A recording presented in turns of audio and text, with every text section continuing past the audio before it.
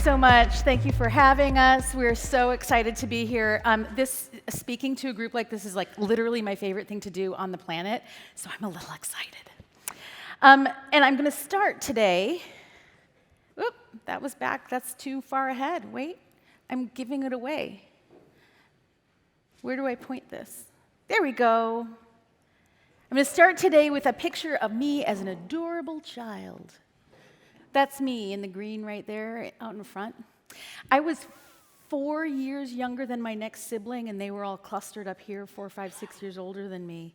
And the reason that I start with this is because it was sort of my crystallizing moment. In any hero's journey, there's this moment where you are galvanized to action, and mine happened very, very early in life because, oh my God, those kids could fight with each other. They would bicker over the dining room table every night. They were super duper smart, and they were a little bit crazy, like literally crazy. My sister was diagnosed with schizophrenia as a young adult and has lived probably the worst life an American can.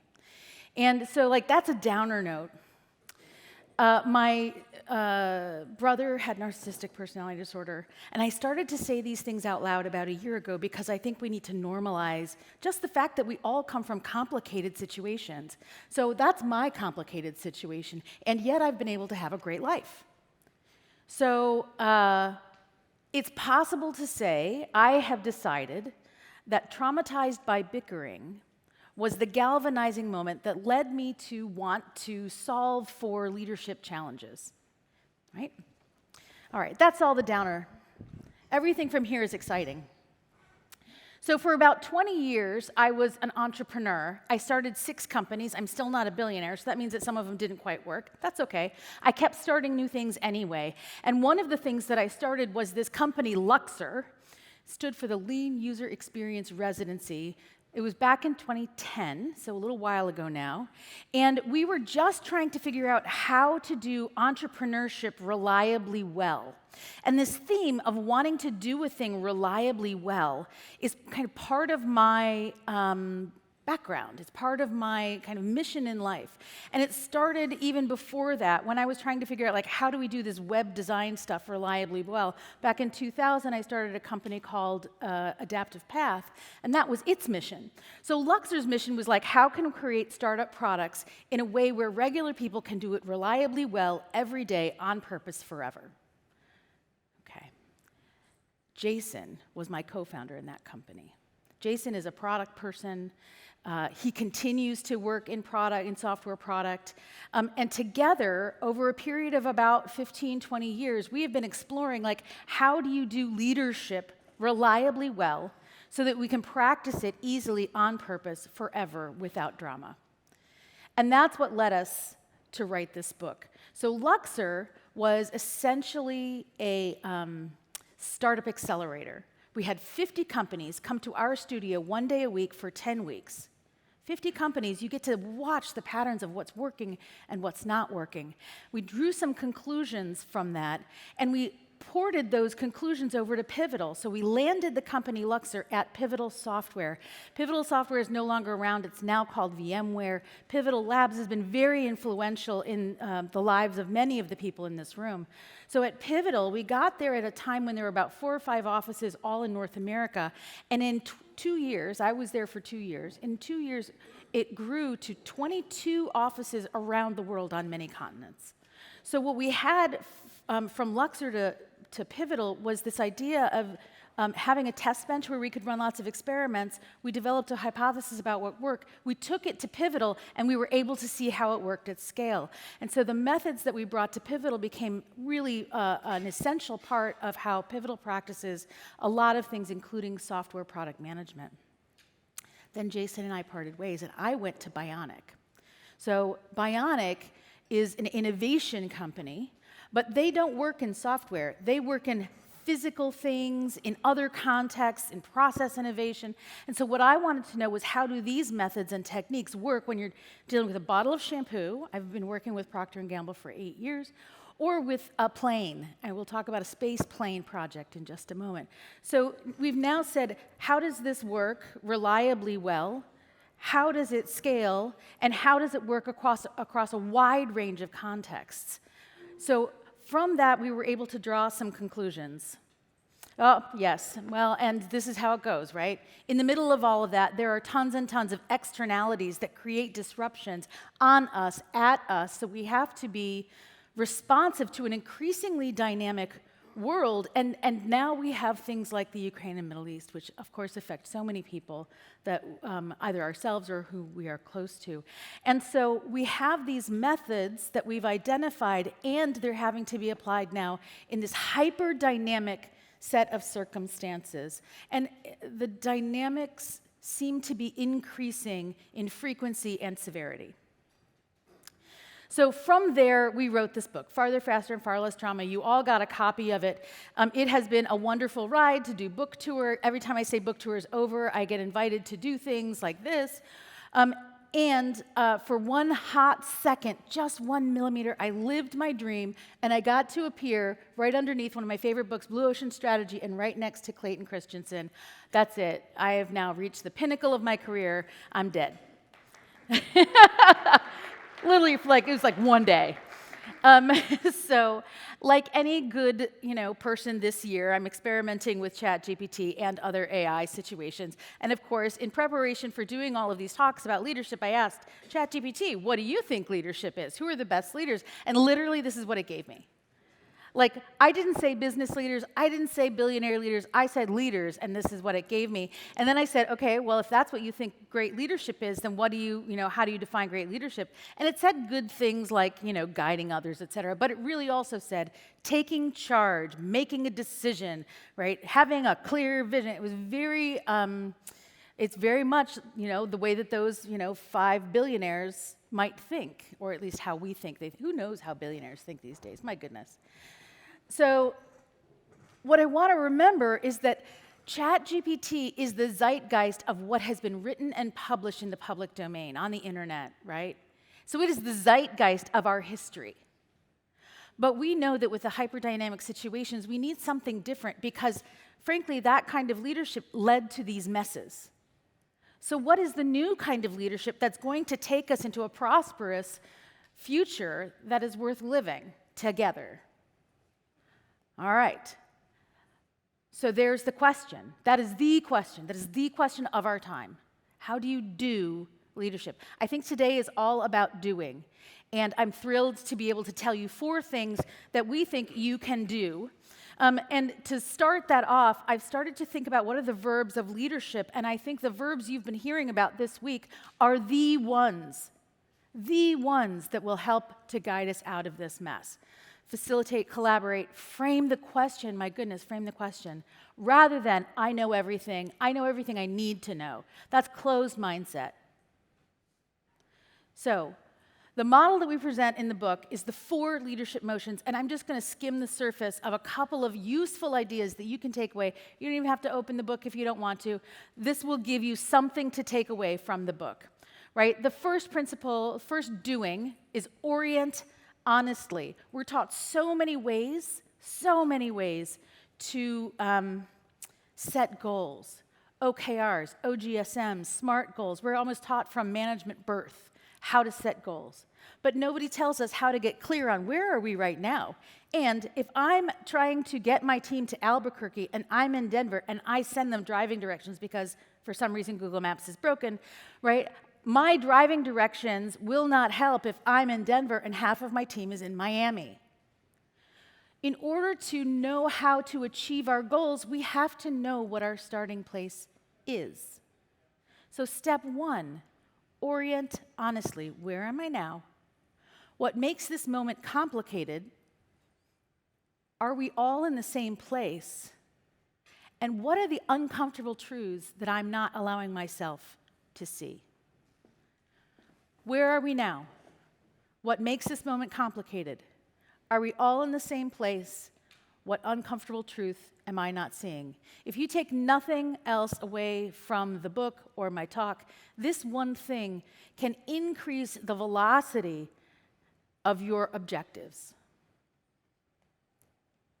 The second, value outcomes. And this doesn't mean don't value your plans. This doesn't mean don't do planning. It just means value the outcome more than the plan. This plane is the Stargazer, Any aerospace nerds in the room? Okay, like maybe 2. I have become an aerospace nerd because the Stargazer is a Mach 9 space plane for realsies. I've been advising this company for 3+ years. Its founder is a woman named Sassy Duggleby. Who doesn't want to have a Mach 9 space plane built by someone named Sassy Duggleby, right? It's amazing. So the amazing thing about this Mach 9 space plane is that it doesn't burn carbon. It's a hydrogen-based plane. So it is literally the most ambitious startup I have ever touched in my entire, 30-year career. And her outcome for the first year was not make 3 versions of the rocket, iterate on the schedule, blah, blah, blah. She didn't care about any of that. What she told her team is they had 3 outcomes on their plan, on their outcome-oriented roadmap. One of them was make fire. And what that did is it freed the planners to adjust the plans based on what they learned in this sort of, I talk about a hyperdynamic environment. They don't know if this theoretical technology is going to work. So make fire became the rallying cry. So she valued the outcome more than the plans. And they made fire. This is a picture that they've published on the internet, so I'm not disclosing anything secret. But those are hypersonic rings from the rotating detonation engine. If you all were space nerds, this would be, transportation nerds, this would be super cool. Thank you to the 2 people who are nodding along with me. I see you. When you value plans more than outcomes, it is easy to mistake effort for achievement. So it's important to value the outcome so that you release the plans to be flexible as you learn. So that's part of how do we do continuous deployment, continuous integration. How do we do that? Well, one of the things we do is we organize around our outcomes.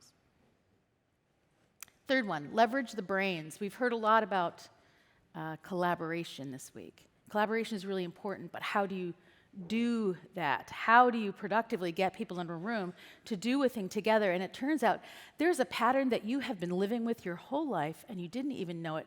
We want to name it so that you can do it on purpose. Externalize, organize, focus. This gentleman over here has been externalizing, organizing, and focusing our thinking all week. So you do this, I do this. Every week when I create a collaborative grocery list with my family, we put it in a shared place, maybe a chalkboard on the wall. Everybody adds to it. Oh, we need olive oil. Oh, we're out of salt, right? We add to it. Then we organize it if we actually go to the grocery store. In San Francisco, it seems like everybody gets their groceries delivered, right? But we organize it. Produce first, then we go to dairy, then we are on the back wall with the meat, and then we go to the center aisles. And so we kind of rewrite the list in a way that helps us as we walk the store. Then I fold up my 3x5 cards so that I can focus on the bits that matter at the right time. And here's what that looks like in business.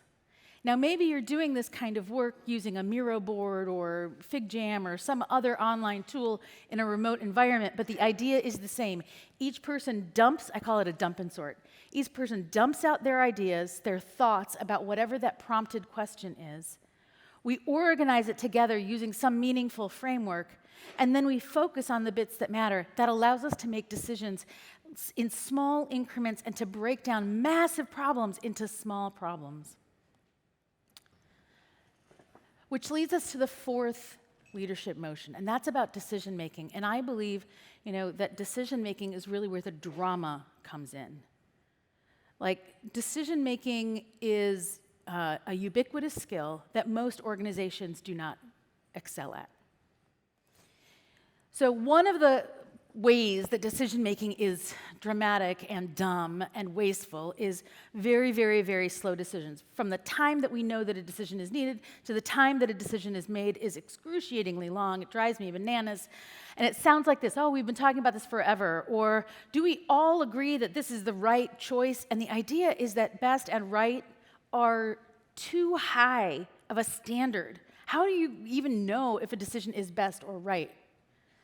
Similarly, do we all agree is like setting too high a standard. I once argued with 7 founders for 6 months for 10 minutes every Tuesday about whether to buy a $300 printer. That's 28 person hours, because I added it up. It drove me nuts.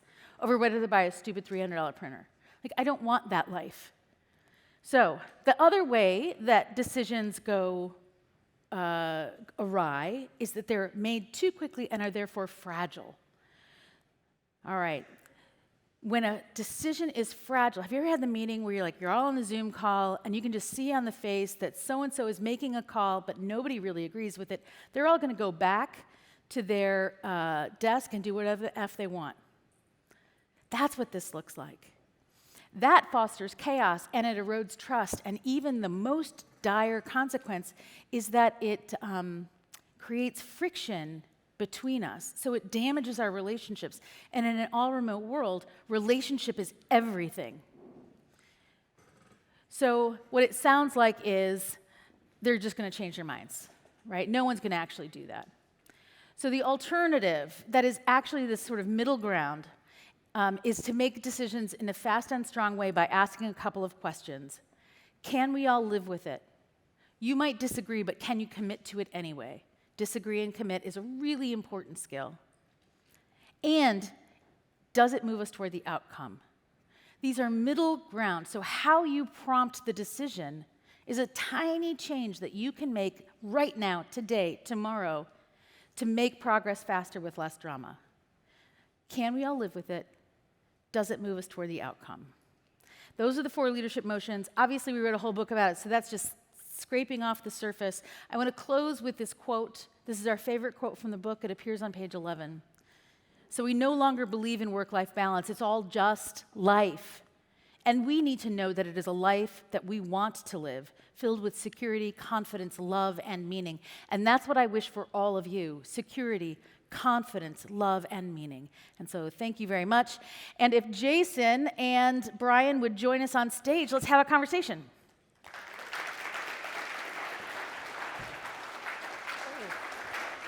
Hello. It's hard not to reach over and give them a hug and a kiss. After, okay, good. And just to remind everyone, before we get into this conversation, these tools, or meta tools, these 4 motions, I want you to apply them to every session that you go to today. Is every single tactical thing that you need to do, you need to back up and look at it through these 4 leadership motions. So I want to start with Orient Honestly. It sounds a lot like mindfulness, which is something that we're all struggling with in this age. Is that something that's important in your view for leadership? Mindfulness? Absolutely. I mean, if you take mindfulness at its sort of core definition of being cognizant of what you're thinking and what you're feeling in any given moment and being able to consciously manage that, I think that's essential for a leader. And that's orienting honestly on yourself, right? Understanding how you feel in a moment just helps you do everything better, achieve more. But if you abstract it a layer out and you think about mindfulness at the team level, like I like to think of this like blackjack a little bit. So when you're playing blackjack, you have a little bit of context, right? You have the cards that are in your hand, you have the cards that are showing on the table, and you're going to make a decision about whether or not to draw another card, right? And the only context that you're allowed in blackjack is what you've got in your hand and what's on the table. But in real life, the other players at the table are actually on your team, right?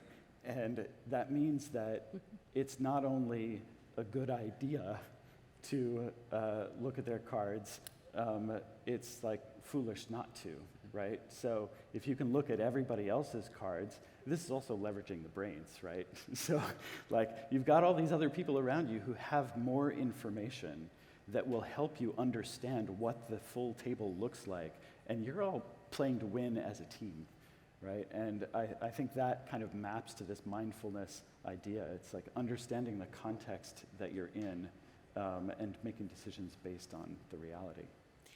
I would add that one of the skills there, the core skill, I've done a lot of mindfulness work, and one of the skills is taking a beat, right? Just take a beat. Whether it's take a beat to know yourself better, take a beat to notice what is true around you. Just take a beat. We all, especially with the urgencies that the people in this room deal with, right? It's really easy to rush forward thinking that you don't have time to take a beat. And I would say you don't have time to not do that. So just like take a beat. If you have to like go into the bathroom to have a little private time, 30 seconds of private time to organize your thoughts, to orient honestly about what's true about your situation, your people, yourself. Yeah. One of the other speakers actually talked about this. If you're a pilot and you're in crisis in the air, you're supposed to synchronize your watch to the clock on your instrument panel as a means of grounding yourself, and just maybe grounding yourself is a bad turn of phrase there. Sorry. But, yeah. Nice. Yeah, it also reminds me of something from Paul Gaffney's talk, and one of the leadership principles relates to recognizing yourself, and that's why I brought up mindfulness. I think orienting honestly is easy to do to your team, while everybody else were there. But especially in hierarchical organizations, and a lot of military folks in the room, and government in general, it can be almost disincentivized, or there's a clear boundary to orienting honestly around yourself. It's almost like you keep your cards close to your chest so nobody else can see them, and it's incentivized in a way. So I think that's really an important way to start. Yeah. Well, remember, knowing yourself doesn't mean telling it to everybody else, right? You get to decide what to share. Yeah. Right. Yeah. Awesome. Well, speaking of hierarchies, how do you establish and maintain authority when your role is to facilitate the work of others? Isn't that it's kind of in conflict with command and control? I'm not sure that there is a conflict there. I think knowing the job that you have is essential, right? And any leader, their role is to get the best out of their team. And maybe to get the best out of your team on a battlefield, it's giving orders and telling people specifically, you go do that, right? Or even in an emergency situation, first responders are told, like, you point at someone and you say, you go call 911, you boil some water, you grab a towel, I don't know. Get the car, right? Like you give orders, right? And that's the way to get the best out of the team in that moment. But that's context dependent again, right? And when you're doing information work, you can still bear the responsibility for the outcome of that work, and you can say, the work that we have done as a team doesn't feel right, it doesn't meet my standard, it doesn't work somehow, then you can re-engage the team to get that. Mm-hmm. But I think that when you're trying to actually get that work done with the team, your job as a leader is to get the best out of your team, and the way to do that is to, work with them in a facilitative manner. Well, and one of the features of living in a hyperdynamic time, particularly if you're in information work, but I think in a lot of contexts, is that you never have enough data to make a really accurate data-based decision. So we can make decisions based on the available data while knowing that it is insufficient data. That forces you from a knowing mindset into a growth mindset. And when you embrace growth mindset, the way to leverage the team might be, give me all your data, right? Mm-hmm. So that I can make a decision even though I don't know the right answer. So it's almost like the knowing mindset, the knowing style of command and control leadership is just no longer possible in a lot of circumstances. And so leveraging the brains is kind of the best way to make, moment by moment dynamic decisions. I don't know if you recall this, but I'm thinking about feedback you gave me very early on in my journal. You busted out the radical candor 2x2 on me. Because it's the crisis, situation dependent, right? Yeah. You said sometimes you have to give orders, and there were clear crises during my time at Kessel Run where I would go into that mode. But if anybody doesn't know the 2x2, it's caring deeply and being radically transparent. Yeah. Right. If people don't know you care deeply, it's not radical candor, it's obnoxious aggression. The message isn't any different. It's just them knowing that you care personally. Yeah. And you told me, Brian, if you're not very good at letting people know how much you care, this is good feedback. I took it, and it was really important to me. And honestly, it's an easy trap to fall into. I've had it even with my own family. You go into crisis mode with 4 kids a lot, too. Yeah, for sure. And I got the same feedback from my wife. It's like, I need to know that you care about my feelings, because when we go into those moments, like, that's the rock that makes it easy to take. Yeah. Well, let me give you a gift here, give everybody a gift here. There's an acronym that will help you express your care deeply in those moments. I'm going to say especially with your wife. I had to learn this lesson too with Jason. Yes, it's called GIVE, G-I-V-E. Gentle, interested, validating, easy manner. And so in a single conversation, you can be advocating for your own position, and then remember that, no, I need to remind this person how much I care about them. And you're like, oh, gentle, interested, okay? I can ask questions, validating. I can say, I see how you might think that. I see how you could come to that conclusion, right? And then easy manner is where you go from like, wah, to like, oh, right. And it's amazing how much that works. And I'll let Jason tell you whether it works in our relationship. It works. It makes a big difference, definitely. I want to footnote one more thing, because we were talking about sort of positional authority. I have seen, and I think you have seen as well, that positional authority can get in the way of effective collaboration, right? I have referred to this in the past as the kernel in the room problem. Like, sometimes you'll get a team in front of a kernel. We know the kernel. The kernel will just ask a question. Hey, have you thought about this? And really, it's just a curiosity, right? And what the team leaves the room with is, the kernel wants us to do this. We have to do this. And they'll like totally change direction, and 2 weeks later, like, they end up back in front of the kernel, and the kernel's like, wait, why are you doing that? Like, you told us to do that. So you have to be really, I'm just going to leave that there. You have to be really careful with your positional authority and cognizant of it. And one of the things we did at Kessel Run that I think was revolutionary was we asked people to not come in uniform. You know, we took away the visible aspects of rank to make it easier for people to collaborate as equals. Yeah, I love it. I'm going to give you this mic just so we don't get... Okay. I mean, I think this is still working. I like the kernel in the room problem. We have Jez coming on stage next. He talks about the hippo effect, which I know you all are very aware of, and kind of continuous delivery being an antidote to that. But what I love about the 4 motions is they work at every level.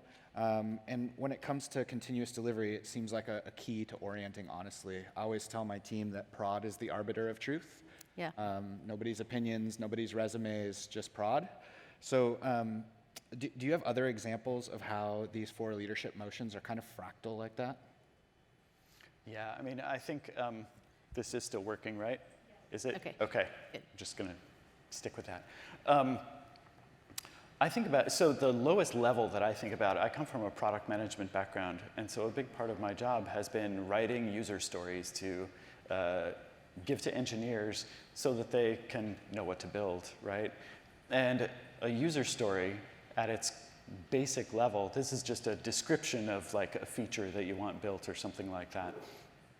And at its lowest level, it contains context, right? So there is an orientation aspect to it. It's like, where are we in the software product? Are we on this page? Are we on the login page? Like, it describes where you are, right?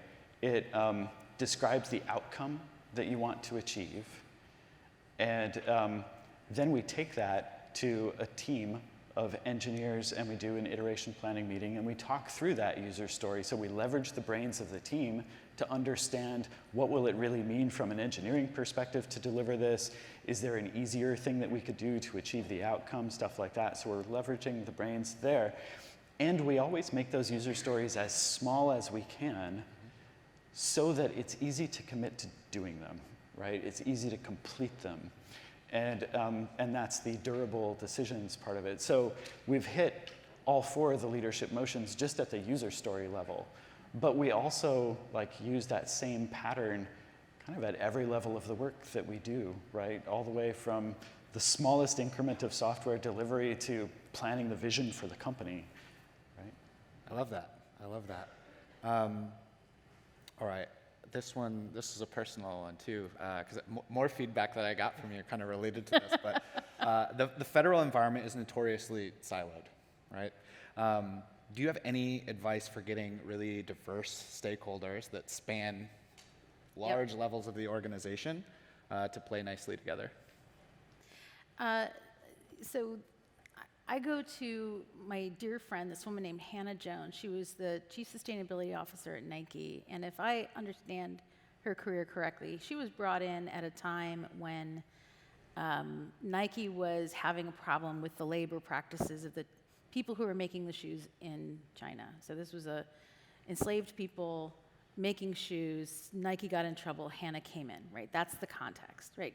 Huge meta human rights problem. And she had to find a way to change how the supply chain functioned. And so we interviewed her for the book, and she told us this story that you have to let other people be the hero of their own journey. And so so we talked about how do you get someone who had been doing practices this way, can that same person potentially find value in doing things a different way, right? And so her way of succeeding, and she now is the CEO of something called the Earthshot Prize, which is like the Nobel Prize for, saving the planet from climate change, right? It's no small thing, right? And so, what she helped me to see is that the foundation of every resolved argument is respect, right? And so in getting people to play together nicely, they have to be willing to choose and opt into respecting each other, right? Fundamental to leveraging the brains is you have something of value, and if I combine that with my something of value, we are going to be in a better place than we were before. And it's amazing how trust and respect go together. It starts with respect, and then you build trust by accomplishing small things together.